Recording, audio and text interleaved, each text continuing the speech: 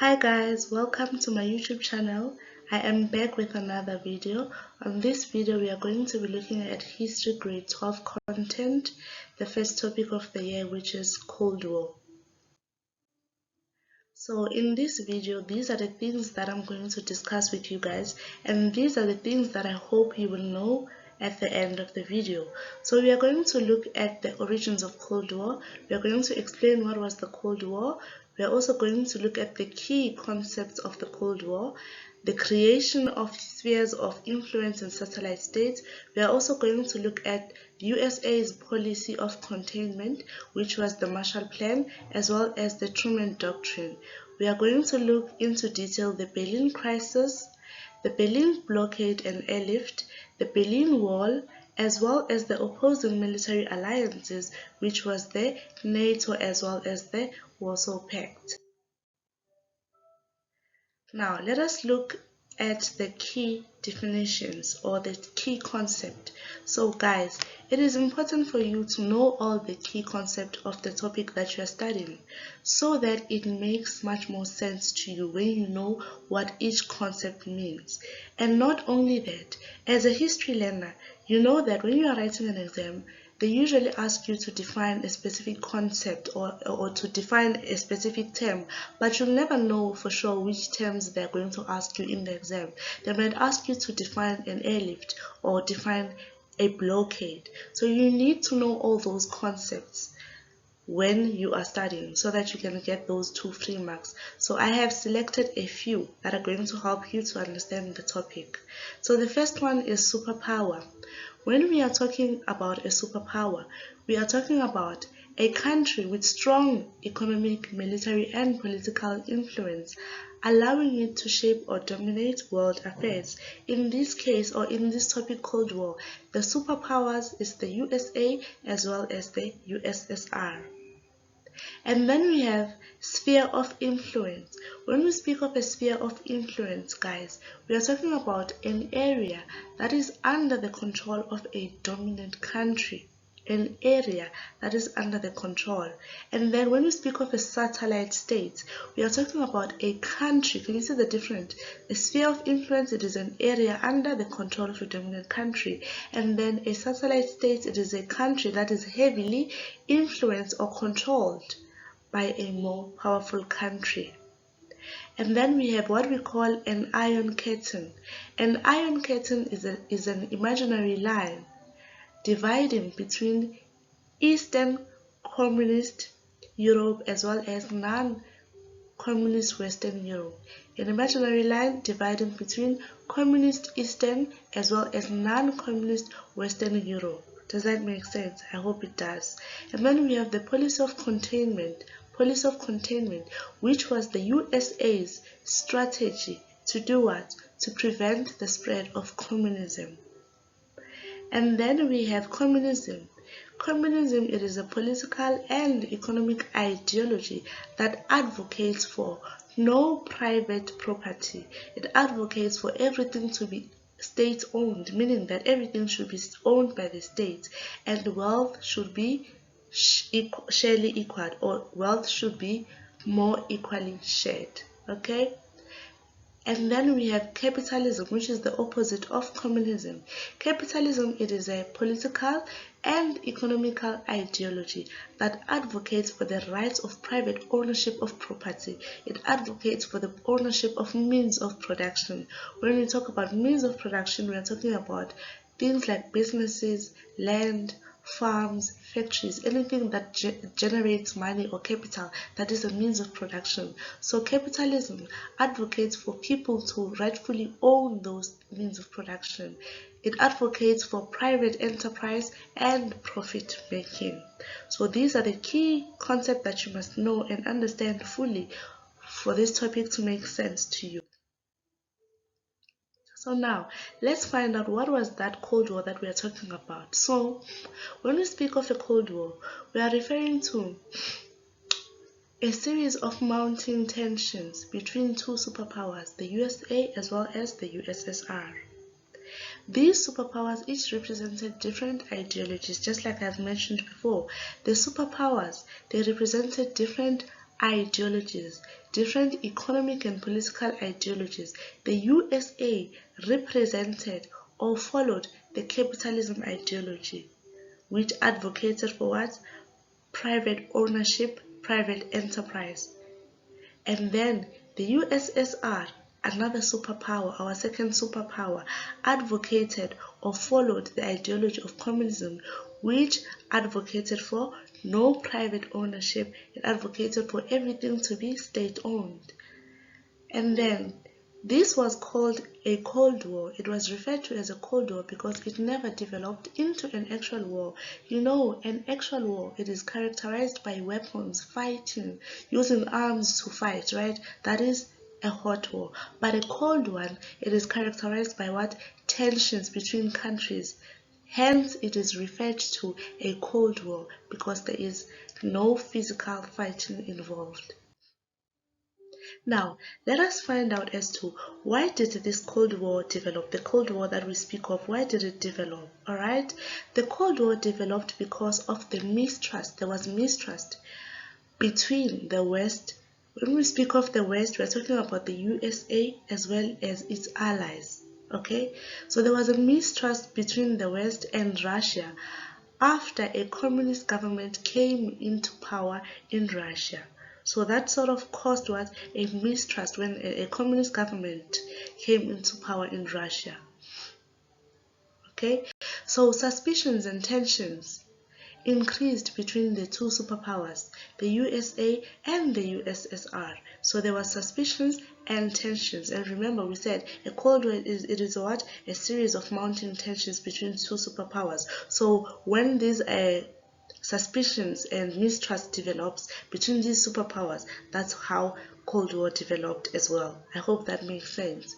So during World War II, the Allied powers, countries that work together or fight together, the USA, Britain and France were the Allied powers, had several conferences, which means meetings, to discuss the future of Germany and the reconstruction of Europe. So after the war, or after any war, countries are left devastated or damaged because when you are in a war, your infrastructure gets damaged, your people die. Economically, you become weakened or bankrupt because sometimes you use all your funds investing in that type of war, right? And then after the war, you are left devastated. As a result, the continent had to be what? Had to be reconstructed, and these Allied powers held conferences. So the first conference was referred or called as the Yalta Conference. This Yalta Conference was held, and in that Yalta Conference, it was decided that Germany will be divided into 4 zones of occupation. Germany will be divided into 4 zones. Each zone was to be occupied by Russia. This is our Germany. It is now divided into 4 zones of occupation. Each zone owned by Russia, the other zone owned by or controlled by the USA, the other zone controlled by Britain, and then the 4th zone, since there were 4 zones, is occupied or controlled by France. I hope that makes sense. Germany was divided into 4 different zones of occupation. Now I want us to focus on the Russian zone of occupation. So as you can see, or as you know, the capital city of Germany is Berlin. So even Berlin was divided into 2. It was divided into East as well as West Berlin, right? And as you can see, the capital city Berlin, it is situated in Russia's zone of occupation. Since this Berlin capital city was divided into 2, the East was under the control or influence of Russia, and then the West Berlin was under the control or influence of the USA as well as the Western Allies. I hope that makes sense. So please keep the issue of Berlin into mind, because as we go on, we are going to focus specifically on Berlin. So please bear this in mind, that Russia, in its zone of occupation, there was Berlin, which was divided into two, to East and West. West under the control or influence of the Western Allies as well as the USA, and then the East under the control and influence of the USSR. Now let's look at our next subtopic, which is USSR and USA and the creation of spheres of interest. Okay, so now, due to tension and suspicion after the war, both superpowers tried to strengthen their control over parts of Europe. The USSR had annexed, so annex is to take over another country and include it as part of your country. So the USSR annexed, taken over other countries. Right.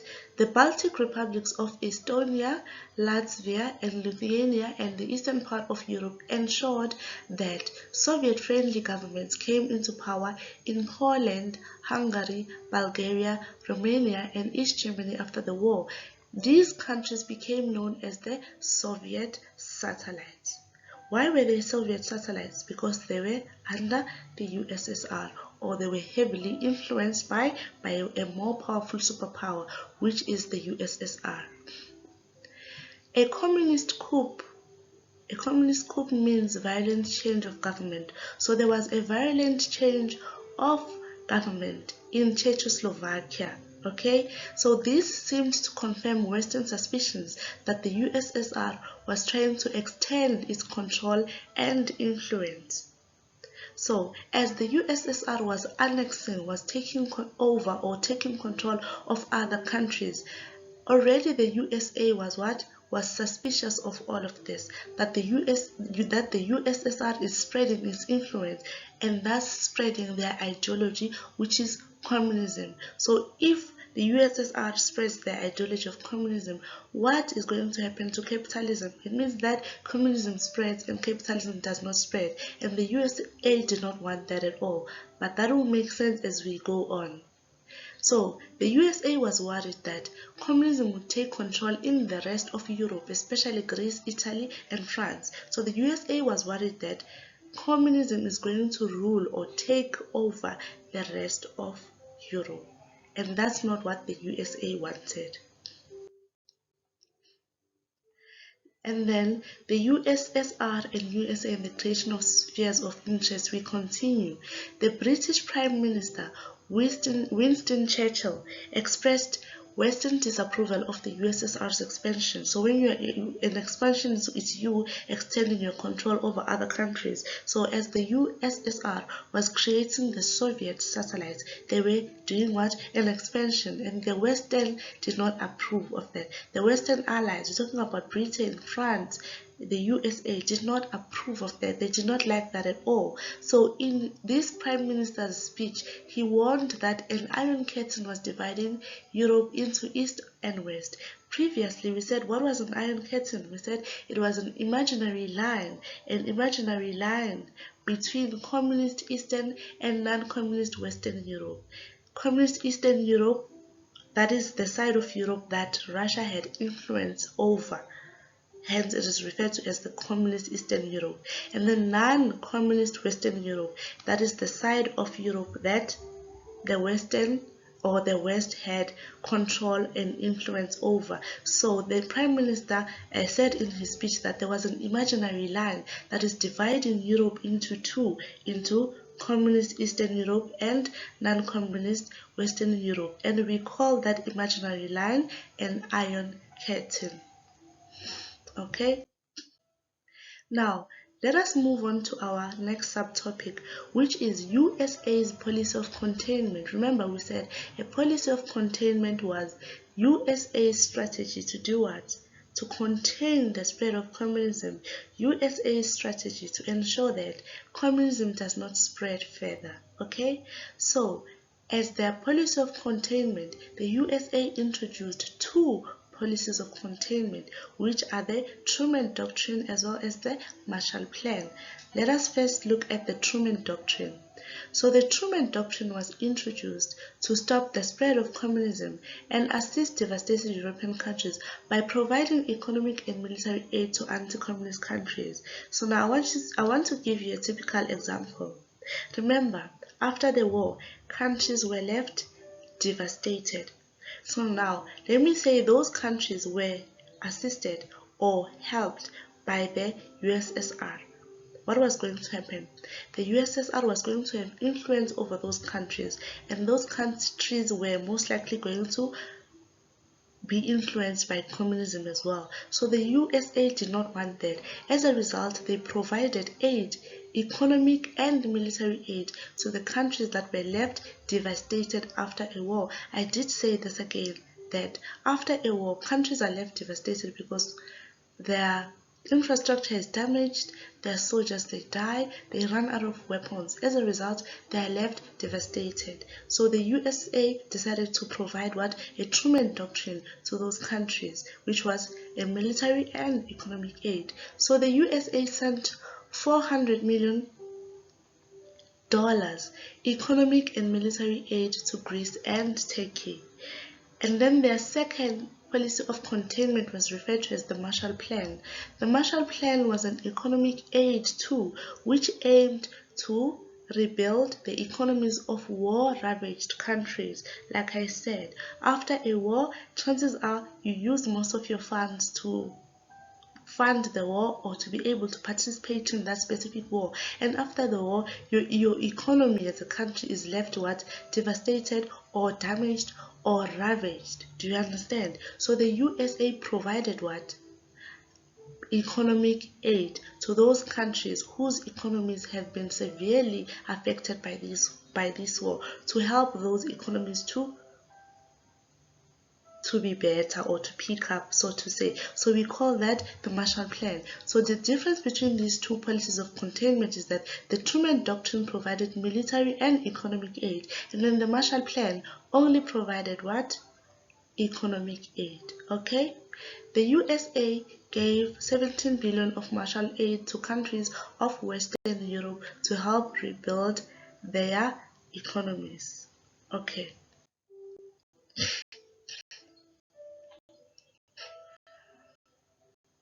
Now, let us look into detail these policies of containment.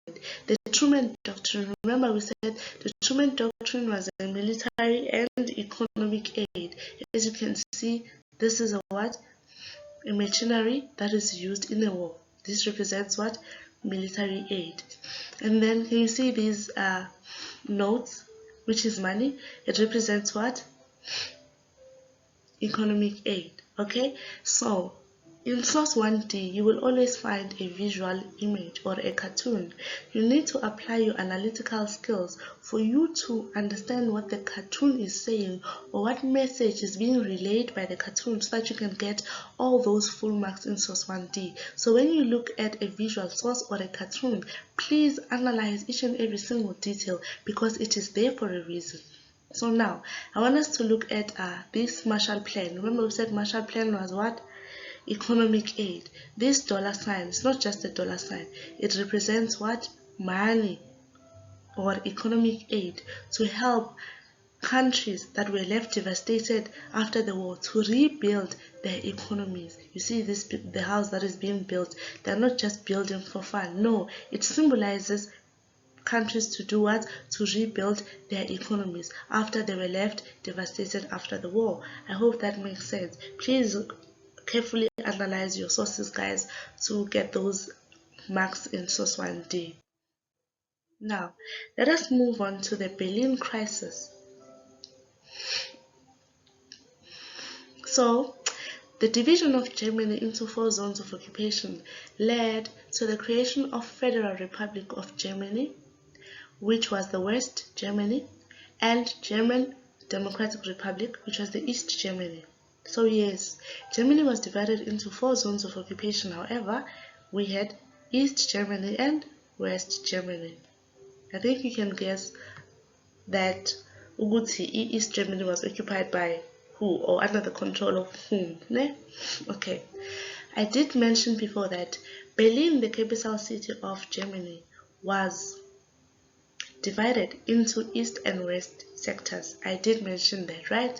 So West Berlin was situated in Russian sector and was controlled collectively by the Western Allies. East Berlin was controlled by the USSR. Right, I did mention that. East Berlin was controlled by the USSR, West Berlin was controlled by the Western Allies. So, in an attempt to improve the economic growth in the western zones of Germany, the Western powers introduced a new currency, the Deutschmark, which replaced the worthless Reichsmark. So, in an attempt to ensure that life in West Germany or in West Berlin is improved, they decided to introduce a new currency and remove a currency that was worthless. Remember, Masiti currency is worthless. It means that currency is pointless. It does not buy like necessary stuff, or so to say. Yeah. So the introduction of the new currency alarmed the communists in the eastern sector. Why do you think that alarmed the communists in the eastern sector? Because it means that the introduction of this new currency is going to make the livelihood in West to be beautiful. I understand? Or people in the West are going to have a nice time. You understand? And what about the people in the East? Are they not going to envy the people in the West? They are going to envy them. So what does that mean for communism? It means that people in the West, it means that people in the East might end up migrating to the West because they can see what life is good. Soft life galore in the West. Okay? Alright. So the USA responded to the currency reform in West Berlin by imposing a blockade of all roads in order to cut supplies and eventually force West Germany to give in to communist control. So since the USSR was alarmed by the introduction of the currency as well as by the fact that the economy in West Berlin or West Germany was improved, they decided to counterattack or sort of stop that by introducing what we refer to as as a blockade, blocking all roads in order to cut the supplies, which means that there were supplies that were transported to West Berlin. And remember, where is West Berlin situated? West Berlin is inside Germany, it is inside Russia's zone of occupation, right? So to stop the supply of goods to the people in the West, USSR introduced what? A blockade. Okay? So this blockade, it cut off 2.5 million people in West Berlin from supplies and contact with Western zones, meaning that people in West Berlin or the West Berliners would receive supplies, maybe food, goods from the West through the road. However, now they cannot receive that anymore because the USSR have put a blockade to stop transportation or the supply of goods. Does that make sense? Obviously, the people in the West Berlin are going to be severely affected by this because it means they no longer receive maybe food or whatever supplies that they deemed important that they used to receive before. So the West did not want to risk war by forcing the USSR to lift the blockade, meaning that after the USSR put that blockade, the West did not want to fight back. They did not want to retaliate. Remember, this was after the Second World War, so maybe countries didn't want to embark in another war immediately after that big World War. So they decided not to fight back. Instead, the West introduced a new initiative to do what? To transport the goods to the West Berliners. Okay? So the USA introduced a Berlin airlift that transported food, fuel, building material, and medical supplies to the West Berliners. As you can see, this is an airlift, right? Can you see these are the goods? Maybe this is the food. There's food here, there's supplies, building materials, fuel. This is being transported to the West Berliners. And this is the airlift. Can you see it? This is the airlift transporting or supplying those goods to the West Berliners. However, transporting or supplying those goods using an airlift cannot be compared to transporting goods using road, because the amount of goods that you can transport using roads That's a lot of goods, right? You can use trucks to transport, but when you're using an airlift, you are sort of like limited. So the people in the West Berlin were also severely affected by this, because the amount of food that was supplied using the airlift was not enough for them. I hope that makes sense. But they continued to use the airlift because they didn't want to confront the USSR. Okay, so eventually Stalin, the leader of the USSR, decided to call off the blockade and the land routes were opened. He called off the blockade because maybe he saw that it was sort of pointless, because people in the West Berlin still received their supplies through the airlift. Alright, now let's look at our subtopic, the next subtopic, which is the Berlin Wall. So since the creation of East Germany, over 3 million East Germans flew or had fled to the West. Why do you think these East Germans went to West Germany? Why? Because life was better that side. By 1961, about 10,000 people a week were leaving for a higher standard of living and a greater freedom that the West offered. So a lot of people are now fleeing. They are living communism in East Germany to go to a capitalist West Germany. Does that make sense? Okay, so the USSR viewed this as a challenge to Soviet control in Eastern Europe. It was indeed a challenge, right? The people are fleeing. They are living communism. They are fleeing from the East to the West, to an extent that 3 million people fled, and in each week 10,000 people were fleeing, leaving East to West. Okay, so the USSR wanted to stop the loss of people in East Berlin to West Berlin, so they built a wall to divide East and West Berlin, cutting the city in half overnight. So in order to stop this people fleeing from East to West, USSR decided to build a wall, and we refer to that wall as the Berlin Wall. Okay, so many Germans died trying to escape across the wall, which became a famous symbol of the Cold War. Okay, so guys, yes, this was the Berlin Wall that we are talking about, or the Berlin Wall in question that was built overnight. So imagine, let's say you were visiting your relative in East Germany, or in East Berlin, and then when you wake up in the morning, there's a wall, a tall wall. What were you going to do?